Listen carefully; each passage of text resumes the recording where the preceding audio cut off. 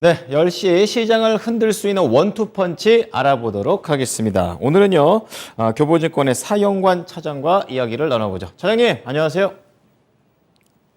네, 아직 연결 중에 있습니다. 자, 잠시 그동안 시장 상황을 좀 보도록 하겠습니다. 지금 양 시장 상황, 코스피 0.1%, 코스닥 0.2%로 강보합권에서 현재 움직이고 있는 상황입니다. 코스피 시장 같은 경우에는 기관의 매수세로만 지금 위로 올라가고 있는 상황이 되겠는데요. 개인과 외국인은 조금 더 낙폭이, 매도세가 조금 더 세지고 있는 흐름이 연출이 되고 있습니다. 자, 그럼 시장을 좀 더 자세하게 좀 체크해 보겠습니다. 원투펀치 사영관 차장입니다. 차장님 안녕하세요. 네, 안녕하세요. 네. 자, 우선은 오전장을 관통할 수 있는 펀치 어떻게 보십니까? 글쎄요. 일단은 바이든 방안이 좀 있었어요. 이슈가 있었다 보니까 관련주들이 오늘 움직이는 모습들을 좀 같이 보여주고 있는 그런 상황이에요.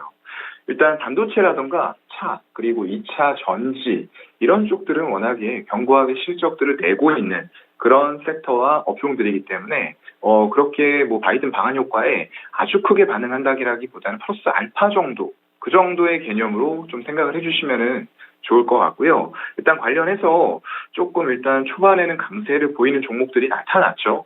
삼성전자의 어떤 투자와 맞물려서 동진 세미캠이라던가 솔브레인 이런 쪽들이 또 큰 폭으로 상승을 하는 모습들을 보여줬고요. 다만 시장에서 아직까지는 외국인들이 수급적으로 계속 유입이 될 수 있는 그런 매크로적인 시장 환경은 아니기 때문에 변동성에는 조금 주의를 하셔야 될 것 같다라고 말씀을 드리고요. 이런 종목들은 조금 중장기적인 관점에서 접근하는 게 더 유효하다라고 생각을 하고 있습니다. 2차 전지 쪽도 초반에는 좀 강세를 보였어요. 그런데 이제 지수가 빠지고 외국인들의 매도세가 조금 더 거칠어지면서 일단 빠지는 모습들이 나타나고 있는데요. 뭐 세방전지 같은 종목들은 좀 강세를 그나마 유지하고 있는 그런 축에 속한다. 역시나 전기차 보급률과 관련지어서 생각해 보면은 아직까지 갈 길은 멀었다라고 2차 전지에 대해서도 평가를 좀 내리고 싶고요. 일단 원자력 쪽도 움직였는데 지금은 전부 다 음봉 전환했어요. 단기적으로 테마성 종목들의 모습을 보일 수가 있는 그런 테마라고 생각이 되고요. 상당 부분 선반영이 된 부분을 인정을 안 할 수 없는 상태이기 때문에 일단 신규 원전 건설이라던가 이런 부분들도 상당히 그리드 패리티, 전력 생산 단가와 관련해서 여러 가지 생각할 부분들이 많다라고 보이거든요. 지금 구간에서는 보유자 영역이라고 좀 생각이 되고요. 신규 매수 관점으로는 조금 더 기다려보는 게 좋지 않을까라고 보고 있어요. 일단 뭐 주요 업종에 대해서 외인 매수세가 지속적으로 들어와야 되는데 오늘 같은 경우에도 전기, 전자, 의약품 이런 쪽들 빼고는 거의 전 업종에서 외국인들 매도세 보이고 있고요. 코스닥도 마찬가지입니다. 엄청나게 가파른 매도세 보이면서 제가 확인한 것까지 한 800억 이상의 매도가 나왔거든요.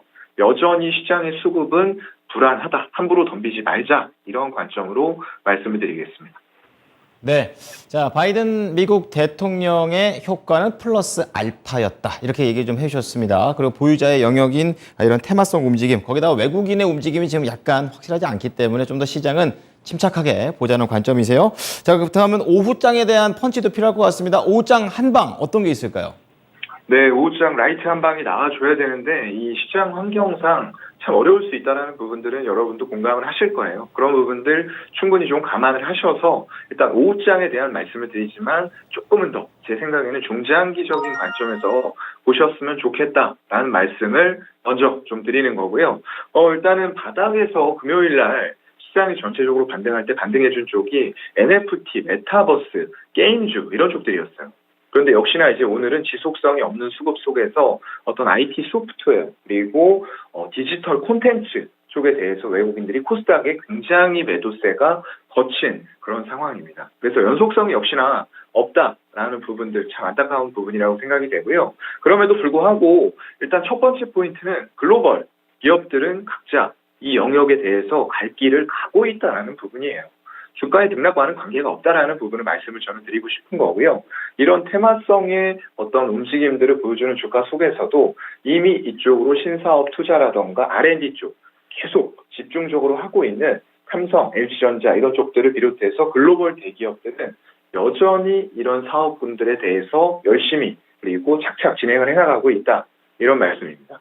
그래서 대표적으로 메타 쪽에서는 오큘러스, 퀘스트 2 이런 쪽들 출시하면서 선도를 하고 있는 이런 분위기고요. 지금 애플 쪽에서도 MR이라고 해요. 이게 이제 어떤 혼합 현실 기기라고 생각을 하시면 되는데 VR, 가상 쪽과 AR, 증강을 한 번에 구현할 수 있는 이런 기기를 지금 출시할 거다라는 소문이 시장에 파다하게 돌고 있습니다.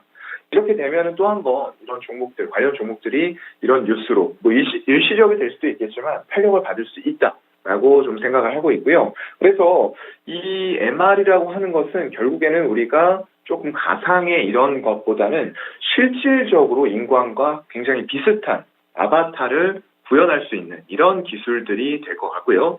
그래서 지난주 이사회에서 이런 제품들을 선보였다고 하니까 출시가 곧 머지 않았다라고 좀 생각을 하고 있습니다. 더불어서 관련주도 같이 움직임들 보시면 좋을 것 같고요.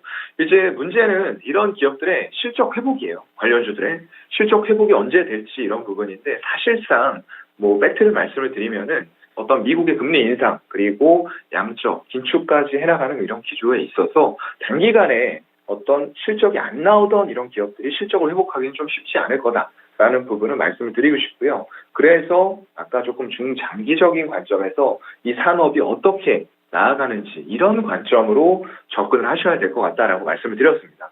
기업에 대해서도 옥석 가리기는 분명히 필요할 것 같고요. 그 대신에 이제 적용되고 있는 분야는 굉장히 넓어지고 있어요. 이런 부분들이 콘텐츠별로 보면 메타버스가 전체에서 한 25%, 그리고 예술 쪽도 24%, 대표적으로 서울옥션이나 K옥션, 서울옥션 같은 경우에는 지금 신세계 쪽과도 활발하게 협업을 해나가는 그런 과정에 있죠. 그리고 스포츠라던가 컬렉션도 지금 비중이 11에서 13%까지 굉장히 어느 한쪽에 치우치지 않고 다양하게 산업군들이 적용이 되고 있다. 이런 부분들도 향후에 어떤 메타버스라던가 NFT 산업에 대한 우리들의 투자 관점을 좀 밝게 해주는 그런 부분이다라고 투자 포인트로 또 하나 꼽을 수 있을 것 같습니다. 네. 조금 더 단기간에 뭔가 답을 찾으려고 하지 말고 좀 편안하고 좀 투자 기간을 중장기로 봐보자라고 얘기를 해줬습니다. 오늘 내용 잘 참고하겠습니다. 사장님 감사합니다. 네, 고맙습니다. 네. 자, 지금까지 교보증권 사용관 차장과 함께한 키워드 원투펀치였습니다.